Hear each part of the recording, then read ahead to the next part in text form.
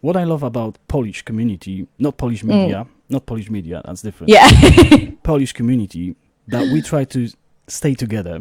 Even when I come out with Bitcoin SV channel, they were, skeptical first, but after a while, I try to introduce the videos which I translate for them. It's becoming a co-op work for us. That's great. They coming to us, or they come to us and they saying, wow, this is I didn't know. This is I didn't know. And we don't have that kind of the Twitter background, which is kind of not helpful towards the community. And I love that about Poland, that they are more relaxed. They still keep BTC and they looking for BSV on the side, or they keep BSV only and they drop just BTC. This is lovely, and they all comes to ask the questions. I take all the questions. I don't delete any questions, because that's the most important thing, to be transparent. And this is the difference, I think, between what I try to say is abroad compared to Poland. So that's one of the questions. Okay, the next one I have for you is about Bitcoin SV, obviously. How do you want to reverse illicit transactions? Right. So there are many ways that you can do this. It depends on. I'm not so technical on this, but I can give you a few examples. So to reverse transactions, there is OP codes that are enabling transactions. They're kind of going away from those OP codes, though, that are able to keep the true immutability side of Bitcoin. But we can do things like filters and stuff like that to not be posted in public, if that makes sense. Like we had the situation in Feb, I think, on Bitcoin SV with money button, and that was taken down quite quickly, I think. The miners can act on court orders and stuff like that, so they can act under the law, and if illegal content is presented, they can before it goes into a block, they can remove it and see it as invalid. But that's really it's tricky, because it needs to be law, it needs to be court orders and stuff like that. So it's really hard to do that quickly. We can do kind of filters of illegal content. So for example, child pornography, we can show, or have a filter of that, an AI that would filter the nudity and basically send it to authorities directly, or something like that. It's a tricky subject, and I'm definitely not the best person to ask about that specifically. I'll help you with that one as well, because I just watched the last video, and we translate that to Polish language as well. I think so. What I think, they try to use double hash, and on the top of the main hash there will be another hash coming through, and you will see the other hash and the original hash, like you said, filtered, and you will see why it was filtered, like code phrase and stuff like that. So it's still on chain, but it does. Yes, exactly. So that's the point. So it's able to be accepted on chain, be used as evidence that someone has, shown or posted illegal content, and then it would be redirected to the authorities. What is the most whatever. important thing here is on chain. So exactly. People were worrying about where is the old content, or why is removed. This is not blockchain anymore. Exactly. If you say to him about, or to them about the double hash, that's completely different story. So that's that one thing. Okay, next question is quite nice. I like that one. What about patents? When Craig Wright will start introduce the patents, and if some people thinks that open source is not, it can't be touched by patents. So right. If you're a developer on BSV, you can use the patents without any royalties. But it's if people are trying to use the patents on other chains, that they will be enforced, and if they don't pay licensing fees, then they will be sued. So that's really as simple as it gets. Anyone who builds on BSV is free to use the patents, in their projects. They don't have to really worry about that.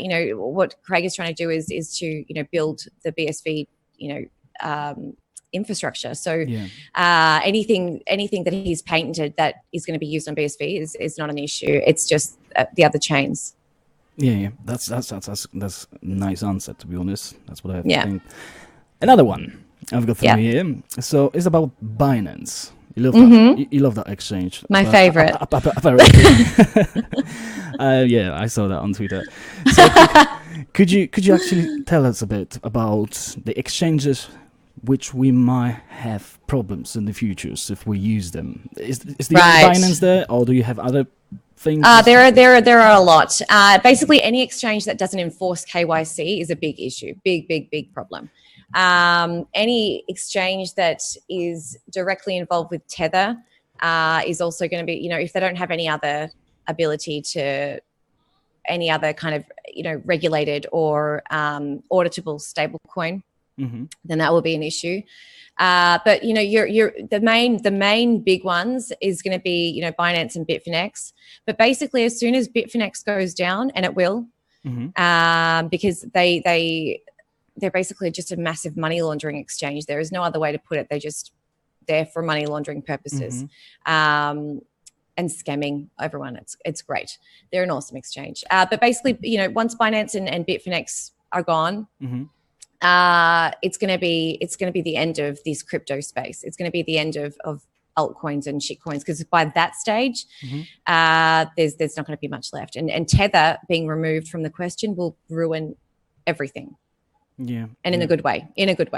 But if you're holding altcoins and basically any exchange that tries to convince you to hold assets on there, because an exchange is you don't own your coins, you don't own your keys or anything like that. So any exchange that tries to convince you to hold assets there is something to be definitely looked into. But you'll see a lot of the smaller exchanges kind of going bankrupt over time. A few have already happened here in Brazil. We've had obviously massive ones like Quadriga already go down in Canada. But one by one, there's not enough liquidity, there's not enough interest in this altcoin market, which is essentially what their money is. And the volume is dropping. And the volume is dropping a lot. It's just going to be a matter of bricks falling down, and one by one another one bites the dust there, unless they get regulated, unless they want to be active in searching for regulation and protecting their customers, then that's it. What I think about KYC that people don't understand, this is the famous saying of Craig Wright. Yeah. What I think is the importance of KYC, why those companies in states or exchanges in states or whoever is investigated, is because of no KYC. Why is that? Is because they can use VPNs, and this is the right to freedom in states, what I do understand. They can use that VPNs to go, but if the SEC's trying to start to investigate all those companies, the first question they're going to ask is, did you have your KYC? Where those investors goes to complain in states, and that's everything. That's why everything starts. How it starts. There's no protection. There's no protection, and then also if they're not KYC, they can't provably prove that they had assets anyway. They can't, and they're essentially, I would say that probably most of people who prefer no KYC are trying to avoid taxes. Which is illegal. Yeah, that's right. So what the exchanges you would like to recommend for BSV? The only ones that I can recommend really right now is Float SV for trading itself. For onboarding, buybsv.com has a lot of new countries available now. It's a really difficult one onboarding BSV right now. Really, really hard. I think quite a lot of Polish community, they use still KuCoin, which is okay, but it's on the same it's side. not ideal either. It's on the same side. I saw your tweet last time. You can use it, but withdraw very quickly. If anything goes down, it'll be one of the ones that goes down as well. And that's the question I have. I never had an answer for it. What about if we have so many changes in regulations, and let's say Binance is closed and the other exchanges, and people still have BSV, how they can prove in the future, or will they have to prove you got a BSV? Where they got it from? Where they got it from, yes. That's what I was thinking last time. And you can go into fiat, but could you explain to us how you got that in the first place? So I think it's really important for anyone who is, when you file your taxes at the end of the year or middle of the year, you know, you've got to have a record of that. And so any transaction that you send, and you need to keep your own records. There are some really great record keeping you know, applications that that filters the information automatically. But, you know, I just keep an Excel spreadsheet. Anything that I send off, anything that I buy, I've got a record of that. I've got screenshots of the exchanges, you know, just to keep track, because you don't want to get into trouble down the road and, you know, people think that you've stolen money or whatever. You know, Money Button is a really good one. It keeps all the transactions there as well. So if you're using Money Button actively, I think soon they'll start to filter it out, so you can, you know, because, you know, if you use applications on BSV like Twitch or whatever, you've got always those millions of like couple of cent transactions coming in, coming out, coming in, coming out. So, you know, once those can be filtered down, I think it will get a lot easier on Money Button itself. But as far as like onboarding and using and trading, if anyone trades, just keep a track of those, because, you know, any capital gains tax you're going to have to make if you sell and then rebuy lower, you've made a profit there. So you need to pay taxes on that. Exactly. Because it depends on your country too, and what their laws are in regards to crypto, whether it's classed as a currency or whether it's classed as you know, an asset like a house or something like that. So you've made profit if you've sold it, rebought, and so you need to pay taxes on that. So could you imagine the future without the exchanges, and how you're going to buy? The future only starts when the exchanges are gone. Okay, so how do you see that? What about if you want to buy BSV? Do you have to that license to invest? Like in States, you have to have that license to invest. Well, not necessarily a license to invest, because essentially what it is a currency. So just like you would buy any other currency today, you know, there would obviously at the start, it would be a big transition. So it would be, you know, those potentially, you know, little booths or stores that enable onboarding, offboarding. They've already, in South Africa, for example, Centbee is a really great example. They've set up a whole heap of onboarding booths all across South Africa. So you can go to any, you know, a whole heap of stores, and they have so many stores in South Africa that accept BSV. And you know, onboard there with your fiat. So things like that will start to pop up. You know, we have buybsv.com, obviously, which is expanding, and they'll pop up. There'll be so many competitions for that as well, competitors for that, you know, to instantly buy with credit or debit card or bank transfer. But it will get much easier. I have a lot of faith in that. They'll, you know, it is really difficult now, but it's really difficult for a good reason too, because for us who are in the space now, again, we are very small. We are very small. We are the early people. We are the early investors. You know, if this does end up succeeding, which we all hope it does, you know, we've gone through that trouble for a good reason. You know what I mean? To get in now. So once it's mainstream and everyone can use it and buy it and you know, transfer with it, it'll be obviously at a much higher premium. Yeah, that's great. That's great. So the next question I have for you is about, I know the BSV is talking quite a lot about law, and they talk to the governments now. They go to China, they go to Switzerland and other countries. Could you tell me if in the future we might have stablecoin like euro or digital euro based on Bitcoin blockchain or not? I think that's a good stepping stone. I think it's a really good stepping stone to start off the adoption for it, because most of the world right now is ready for digital cash. They're ready to be able to use their assets in a simpler way. So it'll be a matter of, I believe that this is the first stepping stone. I think that we get that digital fiat, you know, tokenized is working really, really hard behind the scenes to get this up and running.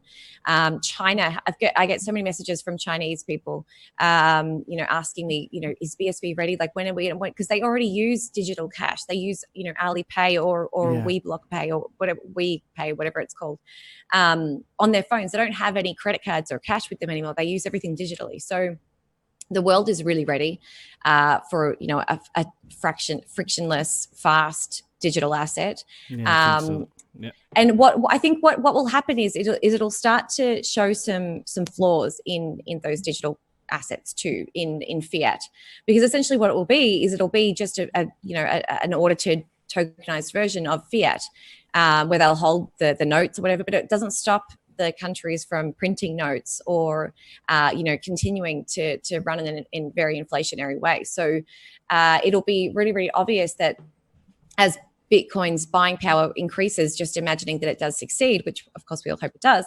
But if it got to that point, it would be that, we see a deflationary asset versus an inflationary asset. Yeah. And probably if we have anything like digital assets based on BSV, you can either use one or the other. And so I assume that most people would prefer to use a deflationary asset as opposed to an inflationary asset over time. And I think that'll be a natural progression to, just majority, maybe 20% are using BSV and the rest are using the digital fiat. And then, it kind of goes and increases like that. That's actually a good point, to be honest. That's a nice one as well. Okay. I've got another one, which is quite nice from the community. I would like to ask you about, let's come back to Binance. We know HBAS is just being closed, so Huobi US.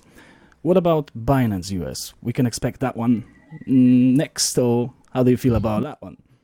Well, I don't even know how they opened. Like there's no possible way that is legal. There is no way that anyone in the US approved for that to work. There's lawsuits right now going on between the New York Attorney General with Bitfinex. Like it doesn't make any sense. It's totally illegal. He encourages use of VPN. He encourages, all these. He's just posted today, which I thought was really funny, that he's not attending some conference wherever because he's got a sore back or something. I think the reason why it's just his way of. I think the reason. Go. I think sorry for the No, go. I think the reason why they there is because they are not in all the states. They in some of the states and they pull themselves as we in states, and people don't know about that. They in so many states, but not in every. And if you continue, sorry. So no, that's fine. Okay, that's fine. Well, we've seen Poloniex run out of the US as well because it's starting to kind of all start to happen, and it's just not going to work. Binance, they're going to catch him one day. I believe that there are people trailing him to try and they've already started shutting down his offices. One got shut down in China. That it's just going to continue to happen. Every little hub that he has, it's going to start to get shut down, and eventually he'll get taken to prison. Yeah, that's not my opinion. I think that's very highly likely. I think Poloniex is the perfect example how this market is immature. If we go into who was that? Digibyte. Do you know that story about Yes, with Justin Sun. Yeah. And then we come back to the listing of Binance and BSV in the exactly. Past. Could you imagine something like that happening in Amazon or anything? Yeah, ridiculous, isn't it? I just sometimes it's amazed me this kind of community and okay, this is very nice. That's what I want to change. That's what I want to ask you as well. What about who introduced first that Bitcoin is freedom? Not peer-to-peer cash system. Could you elaborate on that one as well? Because Bitcoin, keep going. No, that's fine. Finish yours. Go. Yeah. What I try to say is because lots of people, I thought Bitcoin is about freedom and anti-government and right, and the anarchist I want to go this way. Yeah. And now they're talking about enterprises and but if you actually read the subject. It says peer-to-peer electronic cash system. It doesn't say about freedom or, you've got... Or anonymity or anything like that. Exactly. No. So yeah. Could you elaborate on that? Who introduced that first? That was Well, I believe that was a big Blockstream thing. I truly believe that at the beginning of Bitcoin, people saw its potential, but they tried to stop it from the beginning. Because what Bitcoin basically does is it threatens the entire monetary system, the way, everything works today. It threatens, those people high up who, can get away with crime and who can get away with horrendous crimes. It threatens everything, all those high powers. So it was in their best interest to destroy Bitcoin from ever existing. So the way that they did that was, try to inhibit it. Of course, they decreased the block size to 1 megabyte to stop it from growing. Eventually as it peaked on and people got more interested in it and got me more interested in Satoshi's words, the Blockstream, they would, or whoever else is in control of Blockstream, would send out obviously media trying to twist those words. And the media works really, really well. It's able to really capture an audience's vulnerabilities and make them change their mind basically, and make them want things they never wanted before. And so people who are advocates of anonymity actually don't understand what anonymity means. Anonymity means that anyone can do anything and get away with it, and that there is no accountability. So if you're purchasing a product from someone anonymously, well, if you don't receive that product, there's no way to track who you bought it from or how you sent it. So there's no accountability in anything. If you can be anonymous and do whatever the hell you want, then anyone else can do horrendous and commit horrendous crimes and potentially, not necessarily, but potentially get away with it. And, do you want to live in a world where criminals are free? Because I don't. Yeah. Yeah, that's about the ring of dojis. That's what Craig Wright was saying about last time, about that the guy had that ring who actually, he was invisible and he committed crimes. Every crime he committed was bigger, and then we get into murdering. If you can get away with it, then why, if you're of that kind of mindset, and you think that you're not hurting anyone, because what they think is that anonymity doesn't hurt anyone, that you can get away with your own business, and it doesn't affect anyone else. But that's the exact mindset that, the world we live in today, that's horrendous. Like I live in Brazil, for example, and it's just so inbred in the culture after so many years of, basically Brazil, wow. these horrendous governments that, it's in the blood of a typical Brazilian to not care about anyone else but themselves. And they think that what they do, and I'm just generally speaking here, but if you can do anything and get away with it, and that's why crime has been so high in Brazil, because if you think you can get away with something, then you can do it. And if you're not going to receive consequences for doing something that's maybe bad, morally bad, then you would keep to push those boundaries, and eventually, we're living in an open prison.